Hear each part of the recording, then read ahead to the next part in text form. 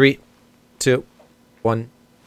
Welcome to the Buckhouse podcast. I'm Johnathan Buckhouse, one of your hosts. Benjamin Buckhouse, right over there, is my brother, and he's the other host of this podcast where we get together once a week, and catch up, talk all things social media, business, motivation, strategy, literally anything. It's just two brothers catching up, and we live some interesting lives. So we talk about it here. We get real, especially if you're coming from my socials. This is where I like to open up and get a little deep with my brother. And so I just got back from Austria. But before we get into me, let's talk about you, bro. How you been? How's 75 hard going? I saw you running with goggles on because it was -6 or something. I'm doing pretty good. 75 hard is I hit a wall, I'll be honest. Today though marks day 38, which in a 75-day challenge, that is pretty much the halfway mark. It's just over halfway, right? It's like, halfway is 37 and a half. So I am halfway done with 75 hard. So that's a good feeling. But now I'll be honest, this last week and a half, I have struggled. I am tired. I wouldn't say the motivation, because it's not about motivation. It's about discipline. But the excitement kind of wore off. I'm doing this kind of challenge. I'm a badass. That kind of wore off. And now I'm just is this over yet? But no, I'm actually... I definitely thought you were on day 60, so that sucks. That's okay. No, seriously. But no, I'm actually...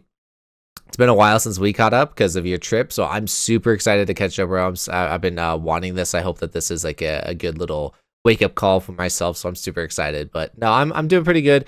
Like I said, day 38, it's a grind. It's a grind. I'm tired. I'm not going to beat around the bush. I am very tired, and I am ready for this challenge. You'll hit a second wind, because I've done 75 hard. You'll hit a second wind as those days become smaller. You're still 38 more days. Oh my God. But once that turns to it's only 20 more days. It's only 10 more days.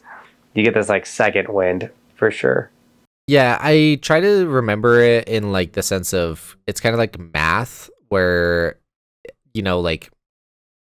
after I was done with the first 25 days, it was man, I've only done this for 25 days. But I was but I'm already a third of the way done. And then all of a sudden I'm halfway done. And I'm in just a moment, it's going to be 50 days. And now I'm 2/3 of the way done. It just is an exponential, I keep getting closer and the next milestone is so much closer that it's I'm almost there. So I see it an exponential change for the math side of things. But no, I'm excited. I was proud of myself with this. I did a workout yesterday, and I kind of got saved yesterday because we got some snow and got a delay start for my work, which made it to where I was able to work out, because I actually slept in on accident. But that's not the point. The point is that I was I had a slow start to my day. I was a little groggy, but I was doing my workout, and I was kind of just in the motions. But I was no, this is easy. You got I talked myself into it, and then I killed the workout. And I was dang, I'm really I'm proud of myself for that. I talked myself into it. I was no, you're here to show up. This is easy work. You got this, and destroyed it. So it was a cool feeling. There you go, bro. Hey, I know when I did 75 hard, the thing I hated the most was I would take photos in my underwear. So all of a sudden I had a ton of photos of me in my underwear. That's my favorite part about 75 hard. I've deleted some of them. I definitely all the middle days. I kept the beginning and the end photos and stuff. Where I'm struggling a lot with it is so my day yesterday consisted of, like I said, I did wake up a little late, and that was just kind of a technical situation. It is what it is. I woke up a little late. Still only woke up at 5:20. So for me to wake up late, I'm still waking up way earlier than your average person, to be honest. But so I woke up at 5:20. Got to the gym.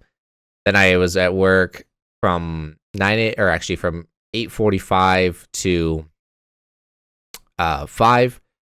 Got home, and then it snowed all day, and it said it was 9 degrees, but the windshield was -1. And what I ended up doing was doing some laundry and walking outside for 45 minutes with a bunch of snowboard gear on. I had some Kuno Optics. Shout out Kuno Optics. I had like this little helmet cover thing that Johnathan and I used to wear.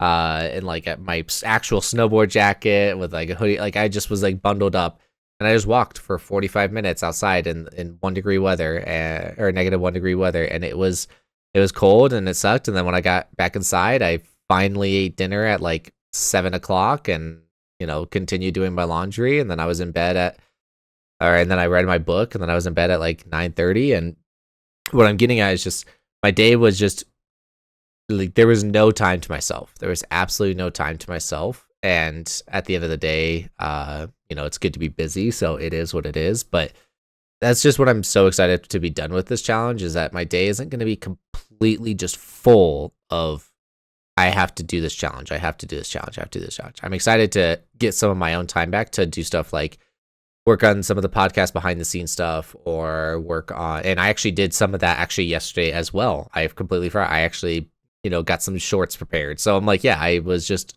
nonstop go.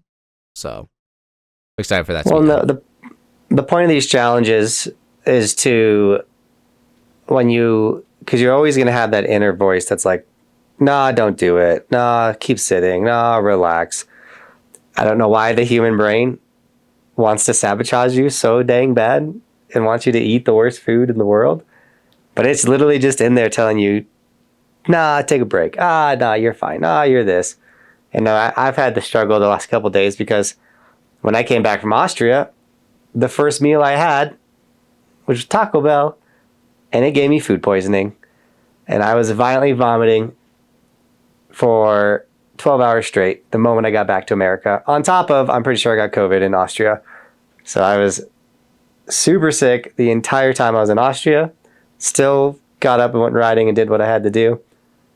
And then came back, immediately got the flu or food poisoning, and still had to like do my job, do my work. And like, you're like hanging over a toilet and you're like, I don't want to post.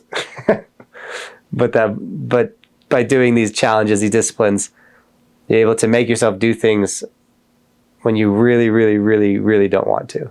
I'm going to be honest, bro. I have been craving Taco Bell so hard. Part of my challenge is the diet portion, and my diet portion is not only to be eating healthy foods, but also that I exclusively cannot eat out. I have to eat, anything I eat has to be made at my house. And so with that being said, Taco Bell is something I really want, and that's one of the worst foods that you can eat. But I'm craving it. It's one of the best fast foods you can eat.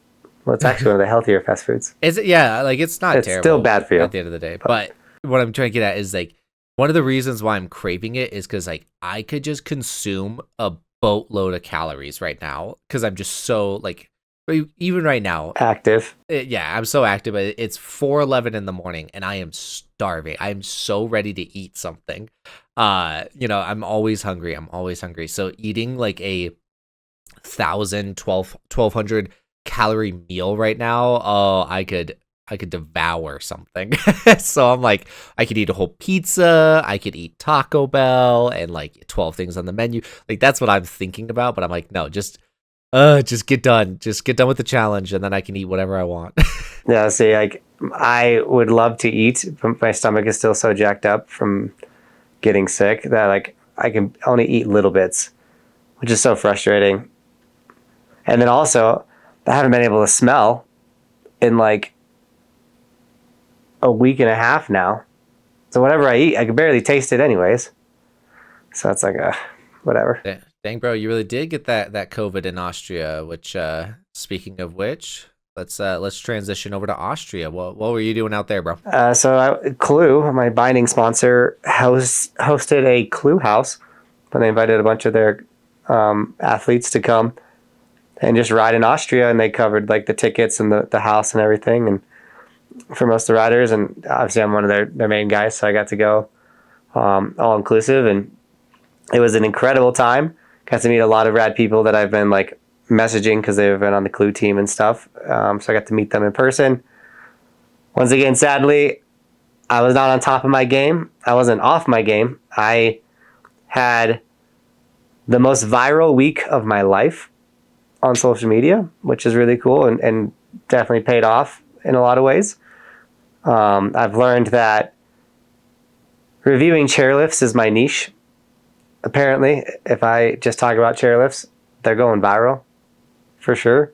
And so I think I had a couple like multi-million viewed videos, especially on TikTok. So that was really good. I felt bad for everyone around. I had to keep my distance from them. I wasn't outgoing as I normally was just because I was so congested. And the Alps are so high altitude, or they you go from like sea level to like 7,000 feet, but like it's such a quick climb that like as we'd go up the gondola, my ears would just pop and my nose would start to run, and I was just like dying. But then once I'd get to altitude and like kind of stay there for a little bit, I'd be okay. So it was definitely a test of like my grit to like, yo, I came all this way. Like I still got to get a job done, even though I feel like 30%. But it's still enjoyable. I still got to see all my Clue family, like the people that have been supporting me for the last 4 years. When you get to see them in person, it's so much more rad, especially because like they're German, and so the language barrier, like well, they speak good English, but like when you're in person, you see facial expressions, all that type of stuff. It's just so much better.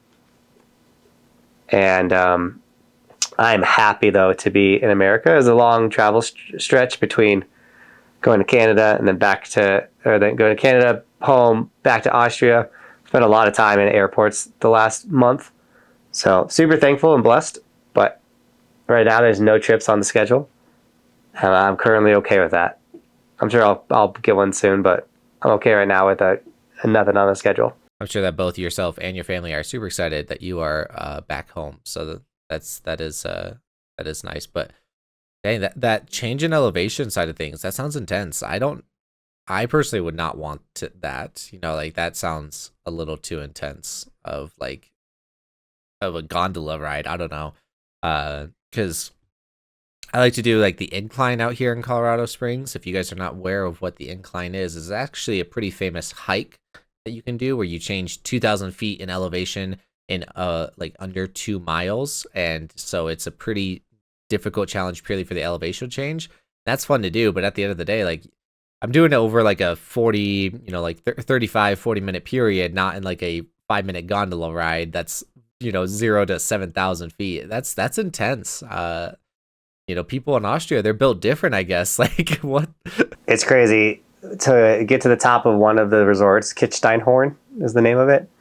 It took 4 gondolas to get up to the glacier, and technically, if you want to get to the very top of the resort, there's a 5th, like weird, almost like train car lift that you would take. It took 5 lifts, and these are not small lifts. It was insane to get to the top of this resort. It took 40 minutes. Did you take the weird train car thingy? I did one day. You specialize in chairlifts now, so you have to show off all of these weird chain car ride thingies that you do. I definitely should have. Actually, now that you talk about it. I didn't make a specific video for it, but I should have. Dang. Man. I just need to go with you on these trips just so I can help you remember what to film. I definitely found a niche of an American going to Europe and being wowed by the stuff that Europe has that America doesn't. Because it's 2 things. You get Americans being like, oh my gosh, that's so cool, I wish we had it. And Europeans being like, that's nothing, we've always had that. Dude, I haven't looked into it. Does Japan have some crazy stuff? I'm sure Japan has some wild stuff out there. Oh yeah. Japan has a single person chairlift. That wasn't as crazy as I was expecting. Dude, but wait till you see it. It's crazy. It's just like a scoop. There's no bar. You just you're sitting on a stool, essentially. Oh yeah, I'm going to look this up. I'll have a picture in just a moment, guys. But is Japan going to be a trip at all anytime soon? Next season. I think I got to make it happen next season. It's hard because people say when you go to Japan, it has to be like a 2-week long trip. That way you're guaranteed some sunny days. You're guaranteed some powder days. Like if you don't go for 2 weeks, you're not going to get the full experience, and then you might miss out on everything it has to offer. And it's such a long travel that it's, you got to make it happen. Okay, I found Also, pictures of this single chairlift. This is the scariest looking chairlift I've ever seen in my entire life. Okay, I do not want to be a part of this. see, but I mean, this might sound, I don't know if this sounds good or bad, but like obviously, like I've kind of also been hoping that an opportunity to go to Japan for free would present itself. Could be possible, you never know, but that would be ideal. The Snowboard Pro Camp guys, what Board Archive, right? They've gone out to Japan, right? Yeah, they go like every year. And so like I know a couple of them, it's like a big chunk of their year every year is to go there. I have pretty low expectations. Like I know the snow can be good, but the terrain to me doesn't look awesome. So it's like, okay, best snow of your life, mediocre terrain. So I'm like, I don't know how I feel about it. But everyone says it's amazing, so I'd rather go in with low expectations and be wowed than and I guess like the other big aspect that people love is the culture aspect. It's it gets so different and unique and everything like that, but I'm not too into Japanese culture. So I don't know if I care too much for that. But I'm sure I'll make a lot of videos of me being like, wow, look at this. Wow. A rock. No. A rock. No, yeah. You aren't as into that Japanese culture of like anime and all that stuff, so most definitely. But yeah, no, I actually have a buddy that's he's in the Navy and he's stationed out there, but he also is like a huge anime fan and he actually does some mixed martial arts and stuff. So like he loves the culture and he loves cars. So he like got one of his Japanese dream cars. He's out there drifting. Yeah, like he's living it up. He loves it. So, but I think that Japan is one of those like I want to go to Japan, and I'm not super into that culture. I do like some aspects of it, right? I've got literally I know some people are gonna get on me about this, but like Aang from Avatar: The Last Airbender, which is an American anime. People call it a cartoon. It is what it is. I literally have some Pokemon characters next to my desk. So, like I like I like some of the Japanese culture, but I'm also not like super into the culture itself. So I would go out there and like I'd be that disrespectful American that people don't know, but I'm not trying to be disrespectful. I'm like, I'm so sorry, I didn't mean it. Can I have sushi? But you go out there looking like Logan Paul. I'm not gonna be a Logan Paul out there. That was intense. Oh, as you say that, I'm literally wearing the Maverick hoodie that I got when we were watching him. I'm not even exaggerating, bro. That's so funny. I want to say I hate to admit it, but when Johnathan and I first started vlogging, there wasn't a lot of vloggers at the time, which was kind of interesting, right? Because we started it pretty early on. There wasn't a lot of vloggers. There weren't a lot of really big vloggers, but one of the really big vloggers at the time was Logan Paul, and his humor was all right. So when we were watching it, we were pretty like, we watched every day pretty much. It was every day, bro, with that Disney Channel flow, and we just kind of like learned about like the editing style and stuff like that. So we learned a lot from him, and then the Japanese Suicide Force happened, and that's when we kind of stopped watching him. But I still like look and consume everything that Logan Paul does, and I'm actually super impressed with Jake Paul now and all of his boxing stuff. And I mean, I pay attention to them because they're in my world of social media, and hate them or love them, they didn't do it wrong.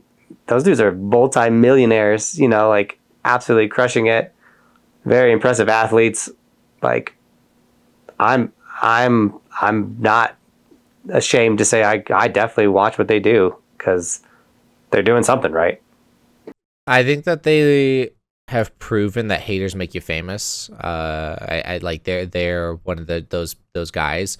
I'm not a hater, but I'm most definitely like I don't dive into their content. And right before we jumped onto the podcast, I was just saying that like I don't really consume social media right now, and I love that for myself. And so like I'm not as into their stuff. I did watch the Tyson fight, and it was pretty it was pretty hard to watch for like the Jake Paul Yeah, thing. that was brutal. So like I'm not really actually like I'm not impressed by his boxing at all. I'm more so like the dude's just like fighting the most random people. I'm not saying Mike Tyson is random, but like Dude, Mike he's Tyson, pulling in money though. he's old. Yeah, he's pulling in the money, but it's like it's kind of cringy. It's it's so like I'm not saying him getting the bag is cringy. It just was like that fight should not have happened from like a Mike Tyson standpoint, because it almost just like I'm not a huge, like I wasn't watching Mike Tyson when I came out because Yeah, he's old. Yeah, he's old, but it was like for him to be as good as he was, and then for his final fight to be this like kind of pretty pathetic fight against Jake Paul, it was like, nah, that's like almost disrespectful to his career. Like I wasn't a fan. So Yeah. I'm holding a W box by Jake Paul, by the way. I signed a pretty large brand deal with them, and they sent me this cool box. Yeah. For a 3-month brand deal that I will probably go film my first one today, is what I'm thinking. So W by Jake Paul. But I mean, at the end of the day, like, that's the other thing, is like some people are like, oh, I can't believe you're supporting Jake Paul, and I'm like, technically Jake Paul is supporting me because he's paying me. So the dude's only put money in my wallet, so I don't know what to tell you. it is what it is. Cologne is cologne. I don't think it matters, but no, he just, like you said, the Mike Tyson fight just rubbed me the wrong way, and like it is what it is. But like I said, I think that the guys have proven that they can be successful, and one of the biggest ways is like haters make me famous, because they feed into that. If we're being honest, they feed into the haters, they feed into the hate, they feed into what you like. You can't do that, blah blah blah, and they're gonna go and do whatever they want. And power to them. Get that bag, get that bread. Yeah, power to you guys. No, absolutely. I had a lot of haters on my live stream last night. It was very interesting. Even Bobby texted me. She was like, "What's going on with this live stream?" But we were pulling the haters still. We had a couple hate comments recently, but I don't care. Keep the hate comment. They're all about you, anyways, Buckhouse. They're all about you, Johnathan. So I don't really care. But no, no. Haters are always going to be there. But what was going on in your live stream? What were they hating on? What was going People on? Just like people like to just tell me that I'm not good at snowboarding anymore. And I will say, I haven't got to do the type of snowboarding that I've wanted to do almost all season, if that makes sense. Like, I love park riding still. I want to go like send big jumps and kill rails and do all that type of stuff. But I've been getting these really rad opportunities to go to other countries, but sadly the Alps aren't having a great snow year. So like, obviously, like, when I'm like, oh yeah, I'm going to go to Austria, like hopefully there's powder everywhere like last year, and I can ride some like gnarly big mountain lines, and like I love that type of riding as well. But I show up and it's like, oh no, like we can only ride the groomers, and it's like, so I've ridden a lot of like blah terrain. I feel like I haven't got to like ride. And then also I haven't had a filmer for a lot of my days, because I'm in Austria for 6 days of snowboarding. I'm in Italy for 4 days and in Revelstoke by myself. So it's like a lot of self-filming. And when you're self-filming, you can only go so big. You only do so much. It's very limiting. So like, I am so dying to like get the ski dock behind a camera and just chuck meat. I think that there's this wall in, actually here, let's touch on I can tell that you haven't been like going big in the terrain park this year and stuff like that and whatnot, but yeah, you've just been busy, and I know that that'll come, especially like that springtime. That's your favorite time to go into the terrain park, so I know that'll come, bro. And it's not by fault, like I didn't like, I'm not like choosing not to go heavy in the park. I'm not getting a lot of opportunities to go hammer time, and it's like it'll come. Like I said, you love that springtime, like when it's slushy, kind of soft snow. You love that. I am not a fan of slushy snow, but you're a fan of that slushy snow and what you can do in that. So I know you're gonna have a fun spring, bro. Yeah, and that's coming up, right? That's like in the next couple weeks to month at this point, huh? I know, and I need to get my videos out. I still haven't posted all the Italy videos. I have the Italy videos to get done, the Revelstoke videos, and now I have 7 Austria videos. It's like, because I'm filming everything in 360, and that stuff, it doubles you do the edit basically 3 times when you're doing it in 360, because it takes forever to reframe and to get all the 360 footage to where you can just put it in an editor and edit it. Yeah. Pros and cons of using 360. Number one, you catch all the footage, but you also catch all the footage. You catch all the work, get all the footage, but you get all the work. And so, like, I'm still getting videos out. I'm doing a lot of top to bottoms because they do well on short form, and they do okay on long form. It's just like, it's definitely not the season. It's not the season I've been having, if that makes sense. This is like the most different year I've ever had. I feel like that happens every year for you, though, respectfully. Like, I think that... No, they're pretty consistent. I mean, we do different things, or we do on trips, but like, there is a lot of consistencies. But like, it's like still posting daily and doing park videos and all this type of stuff. And now it's just like, it's all so different. So I was going to touch on this a second ago, so let's go back to it. But I see social media as like, there's like genres, right? Which makes sense, but it's like, you got weightlifting stuff, you got snowboarding stuff, you've got beauty stuff, you got video game stuff, you got all this stuff, right? But it's funny because although they're all getting posted to like the same platforms, the community behind them are entirely different, and it almost seems like there's certain like or evolutionary points, or like just like certain levels that you have to reach in each genre. And I think that snowboard hasn't crossed one. And what I'm trying to get at is, like, these people hating on you because you're not a good snowboarder is like, why does it matter? And this, when it comes, I'm gonna use my video game analogy here, is like, there are a bunch of really popular people when it comes to video games, right? I'm sure people have heard of some, like Ninja, or even Kai Cenat, or I Show Speed, who was just at a WWE thing. Like, there are so many different people, but they don't realize that it's like, Ninja was really popular because he was really good. He was a professional video game player, as in he was a pro. Like, he was very good at video games, but he was also a personality. Kai Cenat is terrible at video games, but he's a personality, right? And then like you've got like Tim the Tatman, who plays with Ninja, he was really good, but he was more so of a personality. Like, there's people that's like, they're popular because they're pro level, and they're popular because they're like, they're funny, and they got a good personality. And then like, it just doesn't matter. Like, you could just enjoy somebody for enjoying them. It's not like what the snowboard culture has right now, where it's like, if you're not a pro athlete, I hate you.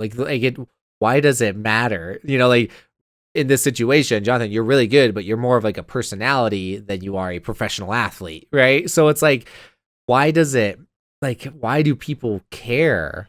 I think I hit a sweet spot where I'm like, I am still really good, but I'm not pro level. Does that make sense?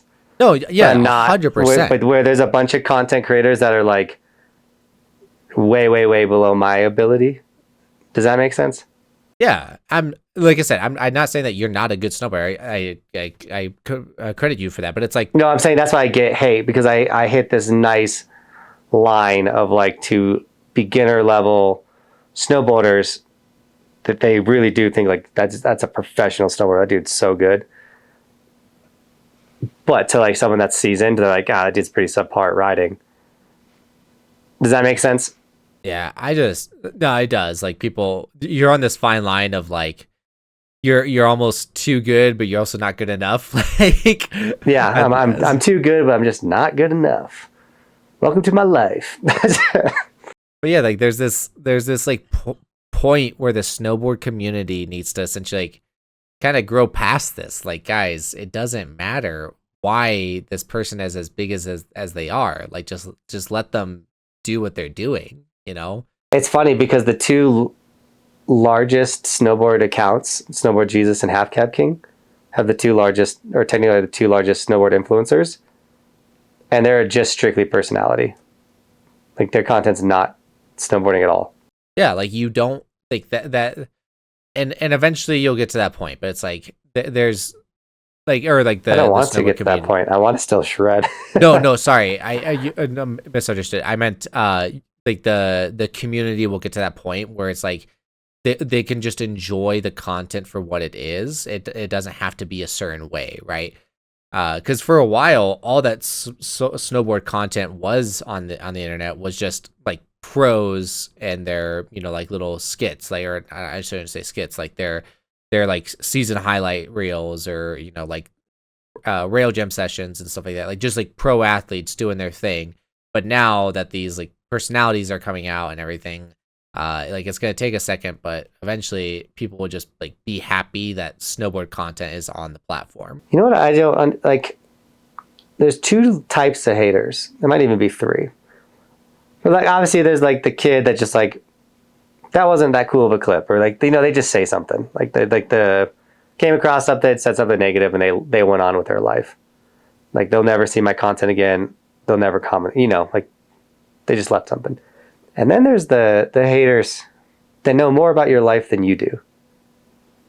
And they're like, how's Ben doing? And like, they're asking like really deep questions. I'm like, my brother hasn't been on the channel in like a decade. Like, what are you talking? Like, geez, man, get out of my life. Yeah, people, I don't know.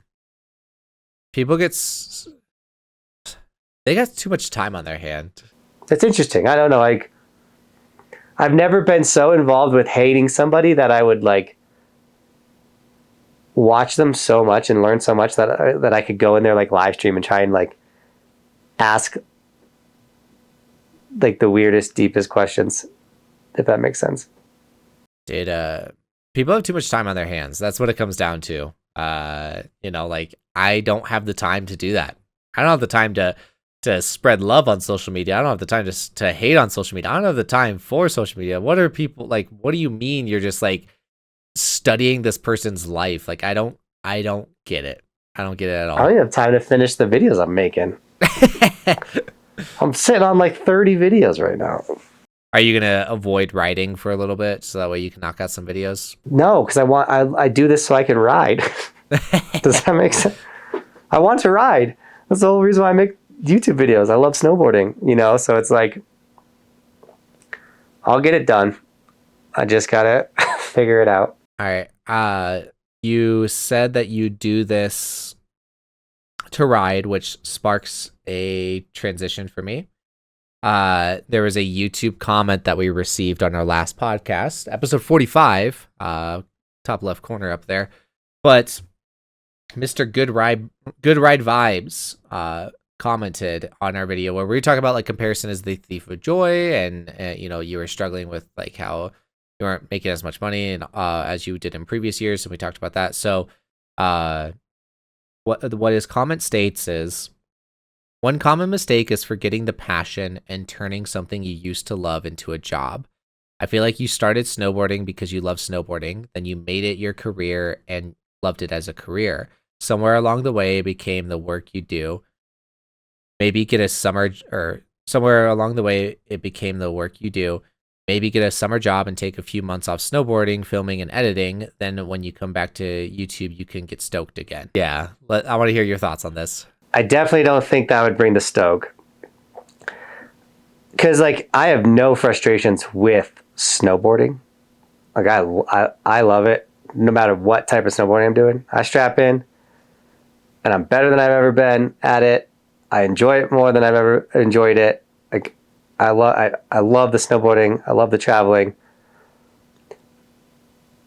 I get frustrated the most with the vanity aspect. I'm bigger than I've ever been. I'm getting more views than I've ever gotten. From the outside, I'm more successful than I've ever looked, but behind in the nitty gritty, in the business aspect, which I love so much. Like as much as I love the snowboarding and the content creation, I also love the business aspect, the selling merchandise, working with brands, creating something, like creating a company. Like it's fun to me. I really do enjoy it. Doing taxes, all that type of stuff. Like figuring out how to level up in life and to make a ton of money and to like I love it to be an entrepreneur. I truly think that's a aspect of me that I love so much. But once again, it's really hard when you're doing everything you can and you're getting the best results you can, but the return is less. And the reason why the return is less is the content had to go from long form to short form. At the end of the day, like I've now changed my focus to short form. I'm absolutely dominating it right now, pulling millions of views, like crushing the short form aspect. But that's just not the type of content I want to be making. I want to be making long form, but I was forced to stop making long form because people stopped consuming long form. It's like if you were a TV star and you loved making TV shows or whatever, but people don't watch TV anymore. You got to go do something different, you know? It's changed on you and you have to like learn, change, and adapt. And maybe I'm just griping about the growing pains and things like that, but I also like, I want to do more. And if I'm making less and less money, I'm actually doing less and less than than I actually want to be doing. You know, if I was still pulling in what I was pulling 3 years ago, I could have just stuck with what I was wanting to do, the vision I had for my business. But instead, I've had to make shifts. I've had to let go of employees. I've had to focus more on short form opposed to all the rat stuff I wanted to do. Does that make sense? So it's not so much like I'm not burnt out. It's not that it has nothing to do with snowboarding. Like the snowboarding, I'm going snowboarding today, even though I absolutely shouldn't go snowboarding today. I should sit in this office and reframe 360 footage and work on edit. But I'm not going to do that because Keystone put in a 4 line and I really want to go hit some jumps, especially 4 in a row.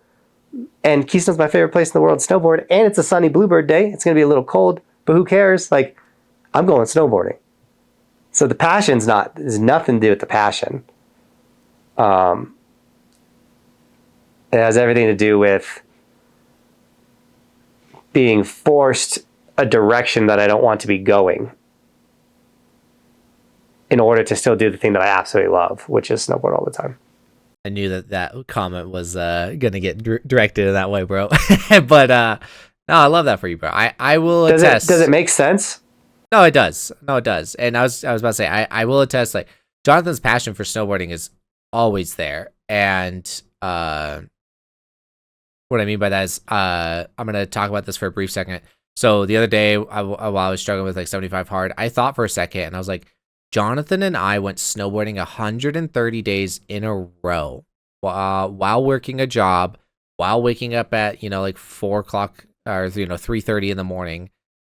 We were doing all that and we went snowboarding 130 days in a row. Why I can do the 75-day challenge. This is easy. I thought about that because I was like, that was a grind. We're just doing one workout, but we were snowboarding for multiple hours. Like our days were just as jam-packed as they were then as my 75 hard days. And one thing is that those days, like my motivation to go snowboarding wasn't always there, but whose motivation was always there? Johnathan. Johnathan annoyed me so many days on the mountain because he was just like on the chairlift, so excited, singing like, I'm just so happy to be snowboarding. Like he would do the behind the scenes that you guys never saw. Is so funny. But yeah, Johnathan would just be like so hyped to be there to snowboard. Like his passion for snowboarding, that's why he does what he does, guys. That's really why he does what he does. So I didn't pull up that comment just to be like, you're wrong, but like, no, I think that you're right, bro. Like, I don't think you need to take off the time. It gives a good perspective of it because people do ask me all the time, like, why don't you ever like just put the camera down, man? Like, go snowboard for the love of it. And I'm like, dude, I love filming snowboarding. I love snowboarding and I love capturing every second of it. I almost don't want to snowboard if I can't film it because what's the point of doing it if you can't remember it and see it? And like, I don't know. I cannot see a world where I don't snowboard as much as I do. Like I that's why I worked so hard. That and like obviously the ability to influence others and get them as hyped on snowboarding and share my love of the sport so much with them. But like truly like the thought of like not making content or not snowboarding and like going and working a job No way. No way. I also like, I really don't want a boss.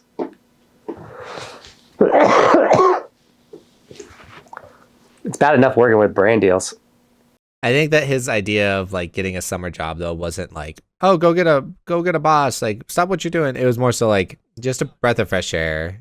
No, I know what he means. Like to get perspective and just be like, yeah, like I get it. I would no, I'm gonna try some new stuff this summer for sure. This will be the first summer that I'm not gonna post daily. I posted daily basically also like every summer since going all in on YouTube. So like I'm gonna focus more on like individual videos that I think are gonna do really well throughout the summertime. And I did learn this season that winter daily is still the move. Like December through probably March, like daily videos still, I think is still the move to be for what I want the channel to do. I think that's still the move, which I'll have to refigure out how to get to that level or to get that. I think everything would be solved if I could get a filmer, because it's really truly the 360 footage that's killing me. Because if I had day 3 of Italy like ready to edit, I could put it in and edit it in 3 hours. Like I'm a super fast editor. It's just going to take 6 hours to reframe all of it, and that's the holdup. Yeah, I don't envy you for that 360 footage because, like I said, we were joking about it earlier, but it is ideal in the sense that you film everything, you get footage of everything, but it also means that you have to, like you're saying, frame it. You have to say like, this is the footage I want to look at. Because if it was just a 360 blob, like people aren't going to watch that. And even if you post a 360 video, like, yes, you get the freedom to look wherever you want, but it's like if something's happening, you don't see it. So no, I could see the frustration there, and that's I do not envy you for that. Lucky that my like if I'm filming a video very similar to like this podcast, it's literally a one-dimensional filming where it's just like, here's this, and I just kind of edit the zoom ins and zooms outs and that type of stuff. So I do not envy you, bro. I'm sorry. It's the life I chose, but like I'm very thankful I live in the time now where I can hold a 360 camera and make the pole disappear and get basically footage that looks like someone's filming me. Like I am blessed that I can still do my job without a filmer. I see the way that you utilize the 360 camera, and it's I think you've locked it down. You've really figured it out, and I'm not saying that you did it before, but it's like it's really like, yeah, it brought your solo riding to a whole new level with that 360 camera, especially with the pole disappearing and everything. Like it's very impressive, bro. So good job on that. Thanks, bro. Yeah, see, I think some people they're like, you're not that good at snowboarding, this or that. It's like, guys, I challenge like any pro snowboarder to take my setup and go make a video like I just made. Go do it. Like, it's not that easy, Between like even just holding the camera in a natural way when you're self-filming. You got a mad foregrip strength, bro. Can you hold the camera? Dude, my grip. If I was in a Mr. Beast game, I would have done the hang on the bar challenge. My grip is good. One reason why I like watching movies or YouTube videos, if I do or whatever, is like I filmed a lot of stuff, and especially like the YouTube channel or like your YouTube channel and everything. But it's like people don't realize how like good filming goes. Like if something is filmed well, it goes a long way. And so it's like these people are hating on you.